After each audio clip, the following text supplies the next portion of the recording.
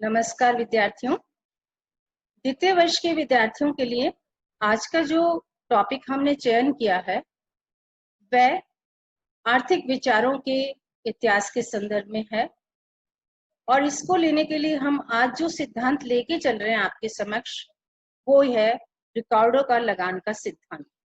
विद्यार्थियों, रिकार्डो के लगान का सिद्धांत को स्पष्ट करने के लिए मैं आपको स्पष्ट करूं कि रिकार्डो एक ब्रिटिश नागरिक अर्थशास्त्री हैं जिन्होंने सर्वप्रथम प्रतिष्ठित अर्थशास्त्र के अंतर्गत रिकार्डो के सिद्धांत की विवेचना, लगान के सिद्धांत की विवेचना करने का प्रयास किया और उनका एक सिद्धांत मौलिक एवं वैज्ञानिक सिद्धांत के रूप में जाना जाता है। विद्यार्थियों, सबसे पहले हम इस बात की विवेचना करने चाहेंगे आपसे कि लगान का अर्थ क्या है, उसकी परिभाषा क्या है, लगान होता क्या है। विद्यार्थियों, लगान क्यों उत्पन्न होता है या लगान है क्या? अगर हम साधारण भाषा में बात करें तो लगान किसी उत्पत्ति के साधन को प्राप्त होने वाला एक किराया होता है। जैसे हम भूमि की बात करें तो भूमि के लिए जो भुगतान हमें उपयोग के लिए देना होता है वह लगान कहलाता है। एक फैक्ट्री में किसी स्थान को हम क्रय करते हैं या वहां हमारा उद्योग हम प्रारंभ करते हैं तो उसके लिए हमें जो भुगतान करना होता है साधारण भाषा में हम उसे लगान कहते हैं। और लगान उत्पन्न क्यों होता है विद्यार्थियों? क्योंकि उस साधन की पूर्ति जो होती है वो बेरोजगार पाई जाती है, स्थिर मात्रा में पाई जाती है, इसलिए उसके भुगतान के लिए हमें लगान देना। जब हम इन अर्थों में साधारण भाषा में बात करते हैं विद्यार्थियों, तो हमारे समक्ष जो लगान की अवधारणाएं दी गई विभिन्न अर्थशास्त्रियों के द्वारा, उसमें हमने प्रतिष्ठित अर्थशास्त्र की आज विवेचना की है और उसमें भी रिकार्डो के लगान के सिद्धांत की विवेचना हम कर रहे हैं। लगान शब्द को रिकार्डो ने जब परिभाषित किया तो उन्होंने भूमि को आधार बनाया और वो ये मानते हैं कि भूमि की पूर्ति क्योंकि अर्थव्यवस्था में सीमित मात्रा में पाई जाती है, इसलिए जब भूमि का उपयोग उत्पादन में किया जाता है, कृषि हेतु किया जाता है, तो ऐसी स्थिति में भूमि के स्वामी को जो प्रतिफल हम देते हैं वो लगान कहलाता है। रिकार्डो के अनुसार यदि मैं बात करूं तो रिकार्डो ये कहते थे कि लगान भूमि की उपज का वह भाग है जो भूमि की मौलिक और अविनाशी शक्तियों के लिए भूस्वामी को दिया जाता है। विद्यार्थियों, भूमि की मौलिक शक्ति क्या हुई? उसकी फर्टिलिटी।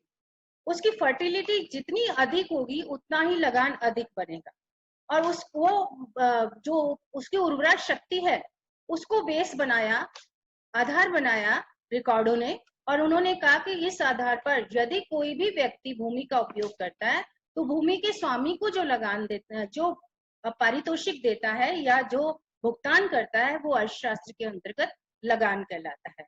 इन अर्थों में उन्होंने जो उपयोग किया वो भूमि के लिए उपयोग किया और भूमि का भुगतान मान करके वो चलते थे। और उनका जो ये लगान का सिद्धांत है वो वास्तव में लगान का सिद्धांत अपने आप में शुद्ध लगान की गणना करता है। जिसमें शुद्ध लगान का अभिप्राय मैं आपको स्पष्ट करूं विद्यार्थियों, रिकार्डो ये कहते थे कि शुद्ध लगान क्या है? जो केवल भूमि के उपयोग के लिए ही दिया जाता है भूस्वामी को। उसमें हम भूस्वामी के द्वारा उस पे जो अतिरिक्त विनियोजन किया गया उस पे हम कुछ भी नहीं देते हैं, बल्कि शुद्ध लगान केवल भूमि के उपयोग का पारितोषिक माना जाता है। और रिकार्डो ने इसे स्पष्ट करने के लिए कि लगान किस लिए उत्पन्न होता है, इसको स्पष्ट करने के लिए अपने लगान के सिद्धांत की कुछ मान्यताओं को लिया। उनके लगान के सिद्धांत की जो मान्यताएं थी उन मान्यताओं पर मैं आपको ध्यान देना चाहूंगी और उसके पश्चात हम ये आएंगे कि उन्होंने अपने सिद्धांत की व्याख्या किस प्रकार से की। तो लगान के रिकार्डो के लगान की सिद्धांत की मान्यताओं को मैं एक एक करके आपको स्पष्ट करती हूँ कि वो अपने सिद्धांत को व्याख्या करने के लिए किन मान्यताओं को अर्थव्यवस्था में मान करके चलते थे। तो सबसे महत्वपूर्ण मान्यता जो उन्होंने अपने सिद्धांत को स्पष्ट करने के लिए दी वह पहली मान्यता उनकी यह थी कि भूमि की उर्वरा शक्ति में जो है वो अंतर पाया जाता है। अर्थात अर्थव्यवस्था में जो भूमि उपलब्ध होती है हमें उनकी फर्टिलिटी की जो रेट होती है वो अलग अलग पाई जाती है और कोई भूमि बहुत अधिक उपजाऊ होती है और कोई भूमि जो होती है बहुत घटिया अथवा कम उपजाऊ होती है। तो पहली मान्यता उन्होंने यह मानी थी कि भूमि की उपजाऊ या फर्टिलिटी की उर्वरा शक्ति में भिन्नता पाई जाती है, उसी के आधार पर उन्होंने लगान के सिद्धांत की विवेचना की।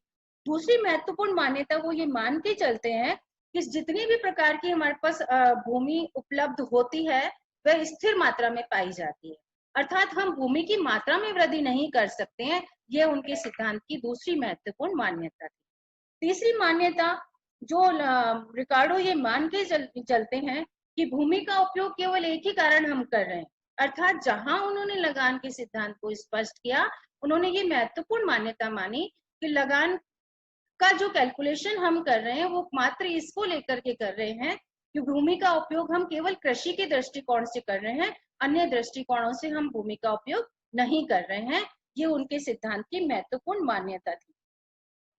चौथी मान्यता जो वो मान के चलते हैं लगान के सिद्धांत की व्याख्या करने के लिए, वो ये मान के चलते हैं कि उस परिस्थिति के अंतर्गत अर्थव्यवस्था में पूर्ण प्रतियोगी बाजार पाए जाते हैं, अर्थात पूर्ण प्रतियोगिता की समस्त शर्तें लागू होती हैं और उन शर्तों के आधार पर उन्होंने अपने लगान की व्याख्या की। पांचवी महत्वपूर्ण मान्यता वो मान के चलते हैं लगान के सिद्धांत के अंतर्गत कि कृषि के अंतर्गत क्रमागत उत्पत्ति ह्रास नियम क्रियाशील होता है। विद्यार्थियों, घटते प्रतिफल का नियम लागू होता है। इसका अभिप्राय यह है कि जैसे जैसे हम भूमि का उपयोग करते हैं उसकी उर्वरा शक्ति में उत्तरोत्तर कमी होती चली जाती है, तो जो रिटर्न्स हमें प्राप्त होते हैं कृषि से वो घटती हुई दर से प्राप्त होते हैं। यह भी उनके सिद्धांत की एक महत्वपूर्ण मान्यता थी। छठी मान्यता वो ये मान के चलते हैं कि अर्थव्यवस्था के अंतर्गत एक मार्जिनल लैंड होती है, मार्जिनल लैंड होती है और उस मार्जिनल लैंड को उन्होंने एक नाम दिया लगान रहित भूमि।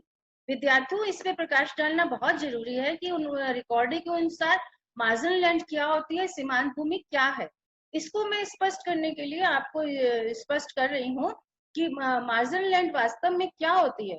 सीमांत भूमि वह भूमि होती है जिस भूमि का उपयोग हम ये कहते हैं जिस पर जितना व्यय किया जाए उतनी ही रिटर्न्स प्राप्त होती है, अर्थात उस पर जितना हम खर्च करते हैं केवल वो भूमि उतना ही हमें उत्पादन की मात्रा देती है, इसलिए एक्स्ट्रा उससे कुछ भी जनरेट नहीं हो पाता है। इस तरह की भूमि को जो नाम दिया गया रिकॉर्डों के द्वारा वो ये दिया गया सीमांत भूमि, अर्थात जिस पर कोई लगान उत्पन्न ही नहीं होता। विद्यार्थियों, इस संदर्भ में हम ये कहना चाहेंगे कि उनकी एक महत्वपूर्ण मान्यता ये थी कि लगान जो होता है वो वास्तव में उसकी वजह से सीमांत भूमि के आधार पर ही गणना की जाती है, तो सीमांत भूमि जैसी स्थिति भी पाई जाती है। अगली मान्यता वो ये मान के चलते हैं कि किसान के द्वारा खेती का कार्य जो किया जाता है, कृषक द्वारा जो खेती का कार्य किया जाता है उसका एक क्रमागत स्थिति है। सबसे पहले कृषक जो करता है वो कार्य किसका करता है, सबसे उपजाऊ भूमि पर कृषि करता है और उसके बाद में उससे सेकंड कैटेगरी पे जाता है और उसके बाद में वो थर्ड कैटेगरी पर जाता है। और इस प्रकार से उन्होंने ये स्पष्ट करने का प्रयास किया कि कृषि की क्रमागत इस तरह की स्थिति पाई जाती है। आठवीं मान्यता वो ये मान के चलते हैं विद्यार्थियों कि भूमि की उपजाऊ शक्ति मौलिक और अविनाशी है और जैसे जैसे जनसंख्या में वृद्धि होती है, कृषि पदार्थों की मांग बढ़ती है, उसको हम यूटिलाइजेशन करते हैं तो उसका असर लगान पर आवश्यक रूप में पड़ता है। और नवीं मान्यता वो ये मान के चलते हैं 9 कि कृषि उपज की लागत श्रम की मात्रा पर निर्भर करती है और श्रम की मात्रा पर निर्भर करने के कारण उन्होंने यह बताया कि उत्पादन की लागत तो एक जैसी होती है परंतु उत्पादन की मात्रा हमें भिन्न भिन्न प्राप्त होती है। क्यों प्राप्त होती है? क्योंकि भूमि की उर्वरा शक्ति में भिन्नता पाई जाती है। इस प्रकार से उन्होंने ये स्पष्ट करने का प्रयास किया कि अर्थव्यवस्था के अंतर्गत हम इन मान्यताओं को यदि मान के चलते हैं तो रिकॉर्डों के सिद्धांत की व्याख्या हम कर सकते हैं। विद्यार्थियों, अब मैं आना चाहूंगी कि रिकॉर्डों ने अपने सिद्धांत की व्याख्या किस प्रकार की। उसकी सिद्धांत की व्याख्या को मैं दो अर्थों में आपको स्पष्ट करूंगी, एक विस्तृत खेती के अंतर्गत और दूसरा मैं मान के चलती हूँ गहन खेती के अंतर्गत। जब विस्तृत खेती की बात कर रही हूँ तो पहले आप इमेजिन कीजिए विद्यार्थियों, मैं आपके मस्तिष्क में एक बात डालना चाहूंगी कि रिकार्डो का जो सिद्धांत था उस सिद्धांत के अंतर्गत उन्होंने यह कल्पना की थी, एक ऐतिहासिक क्रम की कल्पना की थी कि सबसे पहले जो कृषि की जाती है वह सबसे अधिक उपजाऊ भूमि पर की जाती है। और वो ये कहते हैं ऐसी भूमि क्या होती है, ए श्रेणी की भूमि कहलाती है। और जब प्रारंभ में हम कार्य प्रारंभ करते हैं कृषि का, तो वो कहते हैं प्रकृति काफी लिबरल होती है हमारे पास में, और जितनी अर्थव्यवस्था में जनसंख्या होती है उसी के अनुसार अर्थव्यवस्था में भूमि उपलब्ध हो जाती है। तो प्रथम श्रेणी पर किसी तरह का लगान उत्पन्न नहीं होता, क्योंकि जो भी व्यक्ति कृषि करना चाहते हैं वो इतनी पूर्ति यथावत अर्थव्यवस्था में उपलब्ध होती है रिकॉर्डों के अनुसार कि सभी को ए श्रेणी की भूमि उपलब्ध हो जाती है और सभी व्यक्ति उस पर कृषि करते हैं। इसलिए ए श्रेणी की भूमि पर किसी तरह का लगान नहीं देना पड़ता। आगे उन्होंने स्पष्ट किया जैसे जैसे जनसंख्या की वृद्धि होती है, वृद्धि के परिणाम स्वरूप ए श्रेणी की भूमि लगभग अपर्याप्त हो जाती है अथवा खत्म हो जाती है। तब क्रमागत ऐतिहासिक के अनुसार उनका यह मानना था कि लोग अब बी श्रेणी की भूमि पर कृषि करना प्रारंभ कर देते हैं। और जब वो बी श्रेणी की भूमि पर कृषि करते हैं तो उसकी उर्वरा शक्ति में भिन्नता के कारण जितने साधन वो लगाते हैं उसमें उससे जो उत्पादन उन्हें प्राप्त होता है वो वास्तव में ए श्रेणी की तुलना में कम प्राप्त होता है। और जब ए श्रेणी की तुलना में कम प्राप्त होता है तो उत्पादन की मात्रा जो हमें प्राप्त होती है वो कम प्राप्त होती है। फिर उन्होंने ये स्पष्ट किया यदि जनसंख्या और बढ़ जाती है तो व्यक्ति कृषक जो होते हैं वो बी श्रेणी की, क्योंकि भूमि अपर्याप्त हो जाती है उपलब्धता में, इसलिए वो सी श्रेणी की भूमि पर चले जाते हैं और सी श्रेणी की भूमि पर कार्य करना प्रारंभ करते हैं। धीरे धीरे सी श्रेणी की भूमि खत्म हो जाती है तो वो डी श्रेणी की भूमि पर चले जाते हैं। इस डी श्रेणी की भूमि को उदाहरण के अनुसार उन्होंने माना सीमांत भूमि। वह सीमांत भूमि ऐसी थी जहां पर वो जितना लगाते हैं उतना ही प्रतिफल मिलता है, इसलिए उन्होंने कहा वहां लगान समाप्त हो जाता है। अब मैं आपको कैलकुलेशन पार्ट पे आना चाहती हूँ कि यदि विस्तृत कृषि के अंतर्गत हम लगान की गणना करते हैं तो हम लगान की गणना रिकॉर्डो के अनुसार कैसे करते हैं। रिकॉर्डो ये कहते हैं कि सुपीरियर लैंड का और इंफीरियर लैंड का जो जो हमारे पास में अंतराल प्राप्त होता जाता है उपज का, वही उसका लगान बन जाता है। जैसे मैं आपको स्पष्ट करूं, ए श्रेणी की भूमि की बात करें तो हम लगान की कैलकुलेशन कैसे करेंगे। हम उसकी सीमांत भूमि से जो उपज है उसको लेंगे, ए श्रेणी की उपज को लेंगे जो सबसे सुपीरियर है, ए श्रेणी की उपज में से सीमांत भूमि की उपज को हम घटाएंगे तो जो प्राप्त होगा वो क्या होगा, बी श्रेणी को प्राप्त होने वाला लगान। बी श्रेणी की उपज को डी श्रेणी में से घटाएंगे, वो पता प्राप्त होगा सी श्रेणी का लगान। और इसी तरह से सी श्रेणी को क्या मिलेगा, डी श्रेणी में से माइनस करेंगे और अंत में हम कहते हैं डी श्रेणी ऐसी श्रेणी है हमारी कृषि की उपज की जहां पर लगान शून्य हो जाता है। इसी बात की विवेचना मैंने एक गणित के उदाहरण के द्वारा आपको स्पष्ट की है, किस तरह से हम लगान की प्राप्ति कर सकते हैं। अब मैं यहाँ पे आपको गणित से समझाना चाह रही हूँ रेंट एंड एक्सटेंशन कल्टीवेशन, यानी विस्तृत कृषि के अंतर्गत हम लगान कैसे प्राप्त कर सकते हैं। यहाँ मैंने एक टेबल ली है विद्यार्थियों आपको समझाने के लिए, जिसमें वो मैं ये कह रही हूँ कि ग्रेड ऑफ लैंड हमने जहाँ मार्क किया है, यानी भूमि की विभिन्न श्रेणियां कैसी हैं, ए बी सी और डी। और दूसरे कॉलम में मैंने आपको लिया है यील्ड पर एकड़, कि प्रत्येक श्रेणी से ए ग्रेड की भूमि से कितनी हमें उपज प्राप्त हो रही है, बी से कितनी, सी से कितनी और डी से कितनी। और उसके पश्चात मैंने सी कॉलम में आपको ये लिया है कि हम उसके लगान की गणना कैसे कर रहे हैं। तो विद्यार्थियों सबसे पहले मैं ये आती हूँ ग्रेड ऑफ ए लैंड, एक श्रेणी की जो भूमि है उस पर जो हम श्रम की मात्रा लगाते हैं तो हमें 60 पर एकड़ उपज की प्राप्ति होती है। और ऐसी स्थिति में क्योंकि ए श्रेणी की भूमि जो है वो पर्याप्त मात्रा में उपलब्ध है, तो ऐसी स्थिति में हम ये कहते हैं कि सभी के द्वारा उसका उपयोग किया जाता है। और जो डी श्रेणी की भूमि है रिकॉर्ड उसको मान करके चलता है कि वो सीमांत भूमि है और सीमांत भूमि पर किसी तरह का लगान उत्पन्न नहीं होता है। लेकिन डी श्रेणी का जो हमें पर यील्ड जो प्राप्त एकड़ होती है वो 20 के बराबर होती है। तो मैं आपको ए श्रेणी की लगान की गणना करके बताती हूँ कि ए श्रेणी का उत्पादन हमारा 60 है तालिका के अनुसार, डी श्रेणी का जो हमारी सीमांत भूमि है उसका हमारा 20 है। तो 60 में से जब हम 20 को घटाते हैं, जो सुपीरियर और इंफीरियर लैंड का अंतर है, सर्वश्रेष्ठ भूमि और सीमांत भूमि का जो अंतर है उपज का, वह लगान बन जाता है। तो ए श्रेणी की भूमि पर विद्यार्थियों कितना लगान प्राप्त हुआ? 40 के बराबर। बी श्रेणी पर जब मैं आती हूँ तो क्योंकि उसकी उपज हमारी 50 है और उसका सीमांत भूमि का जो उपज है 20 है, इसलिए बी श्रेणी पर जो हमें लगान मिलेगा वो 30 मिलेगा, जो आपको तालिका में स्पष्ट किया गया है। इसी तरह से सी श्रेणी पर जो आपकी उपज है वो 35 है और जो आपका सीमांत भूमि है उसकी उपज 20 है और जो लगान हमें सी श्रेणी पर प्राप्त हुआ वो 15 के बराबर प्राप्त हुआ।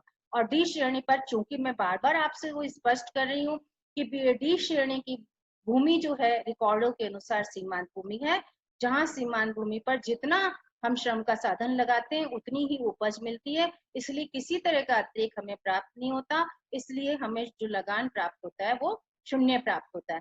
इस तरह से रिकॉर्डों ने विस्तृत कृषि के अंतर्गत लगान की गणना करने का प्रयास किया। विद्यार्थियों, इसी बात को मैं आपको समझाना चाहूंगी। गहन खेती के अंतर्गत हम किस तरह से लगान की गणना कर सकते हैं। गहन खेती में लगान की गणना करने के लिए हम विद्यार्थियों, गहन खेती उस खेती को कहते हैं जिसमें उत्पादन बढ़ाने के लिए भूमि के निश्चित क्षेत्र पर श्रम और पूंजी की अधिक इकाइयों का प्रयोग किया जाता है। कृषि दो प्रकार से की जाती है, एक आप क्षेत्र को बढ़ा रहे हैं, एक आप डिफरेंट क्षेत्र ले रहे हैं, एक आप उसी क्षेत्र को ले रहे हैं लेकिन वहां पर आप श्रम और पूंजी की इकाइयों का अधिक उपयोग कर रहे हैं। तो इंटेंसिव कृषि के अंतर्गत जब रिकॉर्डों ने इस सिद्धांत को स्पष्ट किया तो उन्होंने ये कहा कि भूमि की मात्रा तो निश्चित है लेकिन श्रम और पूंजी की अधिक इकाइयों का उपयोग हम कर रहे हैं और गहन खेती करने के फलस्वरूप श्रम तथा पूंजी की प्रत्येक अतिरिक्त इकाई से उपज में घटते प्रतिफल के नियम के अनुसार वृद्धि होती है। विद्यार्थियों, इसको मैं आपको इस प्रकार से स्पष्ट करना चाहती हूँ कि इस प्रकार से स्पष्ट करना चाहती हूँ कि सपोज कीजिए आपने एक क्षेत्र लिया और उस पर पूंजी और श्रम की इकाइयों को लगाया, लेकिन पहले पहले क्या होता है कि पूंजी और श्रम जो है कुशलता पूर्वक कार्य करते हैं, तो आप जो इकाइयां लगाते हैं उससे उनके वर्धमान प्रतिफल प्राप्त होते हैं, इसलिए उपज का अधिक भाग हम प्राप्त कर लेते हैं। लेकिन जैसे ही आप द्वितीय श्रेणी की उसी भूमि पर फिर आते हैं तो उसी साधन की मात्रा के कारण, क्योंकि साधन की कार्यकुशलता घट जाती है, तो वही साधन उतना कार्यकुशल नहीं हो पाता, इसलिए वो प्रतिफल जो हमें प्राप्त होता है, उपज जो हमें प्राप्त होती है वो कम प्राप्त होती है। इसलिए ए श्रेणी की अपेक्षा बी श्रेणी में हमें उपज कम प्राप्त होगी। इसी तरह से सी श्रेणी पर आते हैं तो हम कहते हैं क्रमागत उत्पत्ति ह्रास के हम क्रियाशील होने से साधन की कार्यकुशलताएं घटती हैं, जिसके परिणाम स्वरूप सी श्रेणी पर और भी कम मात्रा में उपज की प्राप्ति हमें होती है और डी श्रेणी तक आते तक साधन उतना ही कमा के हमें देता है जितना कि उसको लगाया गया, इसलिए वहां पर लगान जो होता है वो शून्य हो जाता है। इस प्रकार से मार्शल के द्वारा लगान की विवेचना जो की गई वो गहन कृषि के अंतर्गत भी की गई,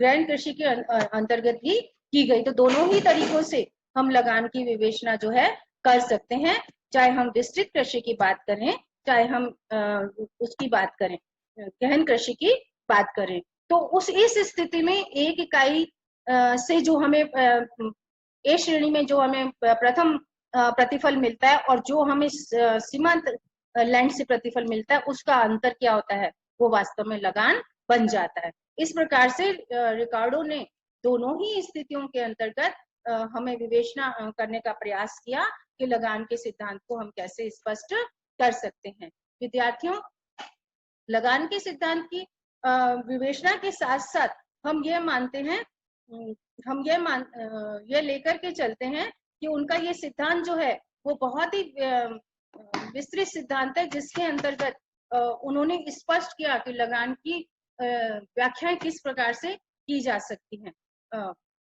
ये विस्तृत विश्लेषण था लगान के सिद्धांत का, जिसके अंतर्गत हमने दोनों ही तरह से व्याख्या की। विद्यार्थियों, अब मैं आना चाहूंगी कि रिकॉर्डो ने जो सिद्धांत दिया उस सिद्धांत की इतनी सहज रूप में व्याख्या जो की गई, इतनी सहज रूप में आधुनिक अर्थशास्त्रियों ने उसको नहीं लिया और उन्होंने लगान के सिद्धांत की जो है वो आलोचना प्रस्तुत की। पॉज करना है, आप चाहते हो मैं कंटिन्यू? कहो तो कंटिन्यू करें, कर नहीं दें, तो हम तो तो कंटिन्यू रहो। हाँ, आलोचना की एडिटिंग करा। तो हम विद्यार्थियों उपरोक्त विश्लेषण में मैंने आपको स्पष्ट किया रिकॉर्डो का लगान का सिद्धांत क्या था, कैसे हमने उसकी विस्तृत व्याख्या की, क्या मान्यताएं लेकर के चले, विस्तृत खेती के अंतर्गत हमने उसकी कैसे व्याख्या की, गहन खेती के अंतर्गत हमने कैसे व्याख्या की। इस प्रकार रिकॉर्डो ने पूर्ण प्रयास किया लगान के सिद्धांत को भूमि के संदर्भ में विवेचना करने का। विद्यार्थियों, बहुत सहज और मनोवैज्ञानिक व्याख्या की गई रिकॉर्डो के सिद्धांत की, लेकिन ऐसा नहीं था कि रिकॉर्डो की सिद्धांत की आलोचना नहीं हुई। आधुनिक अर्थशास्त्रियों ने काफी बिंदुओं को लेकर के रिकॉर्डो के सिद्धांत की व्याख्या की। उन्होंने सबसे पहले बिंदु तो इस बात का चयन किया कि भूमि की मौलिक और अविनाशी शक्तियों जैसी कोई स्थिति पाई नहीं जाती। जैसे वो ये कहते थे कि मौलिक और अविनाशी शक्तियां क्यों हैं, हम उनको बढ़ा सकते हैं उर्वरा शक्ति के द्वारा, मशीनरी के द्वारा, इंफ्रास्ट्रक्चर्स में चेंजेस के द्वारा, तो हम मौलिक शक्तियों में परिवर्तन कर सकते हैं। इस आधार पर उन्होंने रिकॉर्डो के सिद्धांत की आलोचना की। दूसरा, हम ये कहते हैं रिकॉर्डो के सिद्धांत की आलोचना इस आधार पर की गई कि उनकी जो मान्यताएं की गई थी, यह मान्यता या यह मान करके चलना कि समाज में नो रेंट लैंड पाई जाती है, अर्थात सीमांत भूमि की अवधारणा पाई जाती है। वो कहते हैं सीमांत भूमि, आधुनिक अर्थशास्त्री ये कहते हैं सीमांत भूमि जैसी कोई अवधारणा ही नहीं है। यदि कोई बंजर भूमि है तो उसको भी फर्टाइल किया जा सकता है। तो जब उसको फर्टाइल हम कर सकते हैं उर्वरा शक्ति के द्वारा, यंत्रों के द्वारा, तो नो रेंट लैंड जैसी कोई संभावना हम मान करके नहीं चलते, जैसा कि रिकार्डो अपने सिद्धांत में मान करके चलते हैं। तीसरा आलोचना आधुनिक अर्थशास्त्रियों ने यह की कि रेंट एंटर्स इनटू प्राइस, कि लगान जो होता है स्वतः कीमत में आ जाता है। जब हम बात करते हैं कि वस्तु की कीमत में, तो वो ये मान के चलते थे कि लगान जो है स्वतः कीमत में सम्मिलित होता है, तो अलग से रिकार्डो के सिद्धांत को या लगान के सिद्धांत को देने की आवश्यकता ही कहाँ है। ये आलोचना आधुनिक अर्थशास्त्रियों द्वारा की गई। चौथी महत्वपूर्ण आलोचना जो की गई रिकॉर्डो के सिद्धांत की, वो ये थी कि रिकॉर्डो का सिद्धांत जो है पूर्ण प्रतियोगी मॉडल पर आधारित था और पूर्ण प्रतियोगी मॉडल की मान्यताओं को मान करके चलता था। तो आधुनिक अर्थशास्त्री कहते हैं कि अर्थव्यवस्था में पूर्ण प्रतियोगिता ही तो नहीं पाई जाती, वरन एकाधिकार, अल्पाधिकार और एकाधिकारात्मक प्रतियोगिता सभी स्थितियां अर्थव्यवस्था में पाई जाती हैं। तो हम पूर्ण प्रतियोगिता की जो मान्यता है वो मिथ्या है, उनके आधार पर हम किसी सिद्धांत को सही नहीं मान सकते। ये आलोचना भी उनके द्वारा की गई। पांचवी मान्यता आलोचना वो ये करते हैं आधुनिक अर्थशास्त्री कि सभी भूमियां जो हैं वो इक्वली फर्टाइल हैं। तो इक्वली फर्टाइल है ऐसा वो मानते हैं आधुनिक अर्थशास्त्री कि फर्टाइल भूमि की उर्वरा शक्ति में भिन्नता नहीं पाई जाती। यद्यपि हम इस बात को नकार सकते हैं कि भिन्नता पाई जाती है, उर्वरा शक्ति भिन्न पाई जाती है, लेकिन उन्होंने इस आधार पर आलोचना की कि भूमि की उर्वरा शक्तियों में जो होती हैं वो भिन्नता नहीं पाई जाती, बल्कि सभी भूमियां जो होती हैं वो उपजाऊ भूमियां होती हैं। जो अन्य आलोचना की गई रिकॉर्डो के सिद्धांत की, वो ये थी उसका हिस्टोरिकल प्रेजेंटेशन। क्योंकि मैंने जहां से आपको विद्यार्थियों समझाने का प्रयास किया था वो यह था कि उन्होंने एक ऐतिहासिक कल्पना की थी। ऐतिहासिक कल्पना किन अर्थों में उन्होंने की थी? उन्होंने ये कहा, उन्होंने ये कल्पना विद्यार्थियों ये की थी कि ऐतिहासिकता के क्रम को लेकर के चलते थे। ऐतिहासिकता के क्रम का अभिप्राय क्या है? वो ये मानते थे रिकॉर्डो अपने सिद्धांत को स्पष्ट करने के लिए कि सबसे पहले अर्थव्यवस्था के अंतर्गत जो सबसे अधिक उपजाऊ भूमि पर कृषि करने के लिए जाएंगे, उसके पश्चात जब वो भूमि समस्त खत्म हो जाएगी, जनसंख्या बढ़ेगी, तो दूसरे क्रम की भूमि पे चले जाएंगे, और यदि भी भूमि खत्म हो जाती है तो फिर जनसंख्या बढ़ेगी तो तीसरे पे चले जाएंगे, और यदि तीसरी भूमि खत्म हो जाती है तो कम उपजाऊ भूमि पे चौथी पे वो चले जाएंगे। तो इस तरह से उन्होंने ऐतिहासिक क्रम में व्याख्या की, जो वास्तव में ऐसा प्रतीत होता है कि क्या वास्तविक अर्थों में ऐसा होता है कि व्यक्ति ये चयन करे कि मुझे कहाँ जाकर के सबसे उपजाऊ भूमि मिलती है, मैं जाकर वहां कृषि करूं। तो वास्तविक अर्थों में तो ये आलोचना सही प्रतीत होती है, क्योंकि ऐसा तो ऐतिहासिक क्रम हमें कहीं भी देखने को नहीं मिलता है जिसके आधार पर हम ये कहें कि ऐतिहासिकता के आधार पर लगान के सिद्धांत की विवेचना की जानी चाहिए। तो इसलिए मैं ये कहूंगी ये आलोचना आधुनिक अर्थशास्त्रियों द्वारा की गई वो सही है, हिस्टोरिकल बैकग्राउंड के आधार पर हम लगान के सिद्धांत की उस तरह से विवेचना नहीं कर सकते जैसा कि रिकॉर्डो मानकर चलते हैं और अपने सिद्धांत की विवेचना करते हैं। अगली जो उनकी आलोचना की गई वो इस बात को लेके गई कि उन्होंने सीमितता के सिद्धांत का उल्लंघन किया कि सीमितता का सिद्धांत तो सभी पे लागू होता है, चाहे हम कोई भी उत्पत्ति का साधन लेके चलते हैं तो स्केर्सिटी ही तो एक कारण है कि सीमित साधन है तो नेचुरल है उसका पारितोषिक बढ़ेगा। तो इस बात को कहीं वो विवेचना नहीं करके चलते हैं, वो तो ये कहते हैं कि उपजाऊपन के अंतर आदि के कारण लगान की उत्पत्ति हुई, तो उनका कंसेप्ट सीमितता को लेकर के नहीं चलता है, इसलिए इसकी आलोचना की जाती है। अगली आलोचना आधुनिक अर्थशास्त्रियों द्वारा ये की गई कि रिकॉर्डो ने जो लगान का सिद्धांत प्राप्त दिया वो रिकॉर्डो का लगान का सिद्धांत मात्र भूमि के लिए दिया गया, लेकिन विद्यार्थियों हम जानते हैं कि जो सीमितता, बेरोजगारी पूर्ति, उर्वरकता की भिन्नता इत्यादि जो गुण एक भूमि में पाए जाते हैं वो अन्य साधनों में भी पाए जाते हैं। तो आधुनिक अर्थशास्त्रियों ने ये कहा कि ये सिद्धांत भूमि के लिए क्यों माना जाए, एक श्रम भी उतना ही सीमित पाया जाता है, उसकी उर्वरा शक्ति में भी उतनी ही भिन्नता पाई जाती है, उसकी क्वालिटीज में भी उतनी भिन्नता पाई जाती है, मशीनरी में भी ये लागू हो सकता है, उद्यम में भी लागू हो सकता है, तो एक भूमि पर ही हम इसकी चर्चा क्यों करते हैं। तो उन्होंने इस आधार पर भी आलोचना की आधुनिक अर्थशास्त्रियों ने। अंत में विद्यार्थियों लगान के सिद्धांत की आलोचना जो इस बात पर की गई आधुनिक अर्थशास्त्रियों के द्वारा कि हम किस तरह से मूल उपजाऊपन को लेकर के जब हम कैलकुलेशन करते हैं तो वो उसकी प्रोडक्टिविटी का मेजरमेंट मुश्किल हो जाता है, तो यथार्थ रूप में सही रूप में हम उसकी गणना नहीं कर सकते। ये विद्यार्थियों सारी जो आपके पास में मैंने प्रस्तुत की ये प्रतिष्ठित रिकार्डो के लगान के सिद्धांत की आलोचनाएं थी जो कि उनके द्वारा सर्वप्रथम देने का प्रयास किया गया लगान की कंसेप्ट के अंतर्गत कि लगान क्या होता है, अर्थव्यवस्था में क्यों लागू होता है और भूमि के संदर्भ में उसकी व्याख्या की गई। अब महत्वपूर्ण प्रश्न विद्यार्थियों यहाँ यह उत्पन्न होता है कि हम इन आलोचनाओं के आधार पर यह तो नहीं कह सकते कि रिकॉर्डो ने जो सिद्धांत दिया वो सिद्धांत यथार्थ नहीं है या अध्ययन के काबिल नहीं है या उसकी मौलिकता खत्म हो जाती है, वैज्ञानिकता खत्म हो जाती है। विद्यार्थियों नहीं, कंक्लूजन के आधार पर मैं आपको ये कहना चाहूंगी कि रिकॉर्डो का सिद्धांत जो है वो एक सिग्निफिकेंट थ्योरी है, एक अर्थपूर्ण सिद्धांत है और उसका अर्थशास्त्र के अंतर्गत महत्वपूर्ण सिद्धांत पाया जाता है। और ये रिकॉर्डो ही एक प्रथम अर्थशास्त्री थे जिन्होंने एक वैज्ञानिक तरीके से रेंट को परिभाषित करने का प्रयास किया। इसके पूर्व किसी भी अर्थशास्त्र के द्वारा इस प्रयास को नहीं किया गया। और फिर भी हम ये मानते हैं यद्यपि ये थ्योरी अपने डिफेक्ट्स के कारण आलोचना की पात्र बनती है, लेकिन इसके बावजूद हम ये नहीं कह सकते कि सैद्धांतिक और व्यवहारिक तौर पर इस सिद्धांत का महत्व नहीं है। लेकिन हम ये कहते हैं कि यह सिद्धांत ही ऐसा सिद्धांत था जो कि आधार बना आधुनिक अर्थशास्त्रियों के लिए।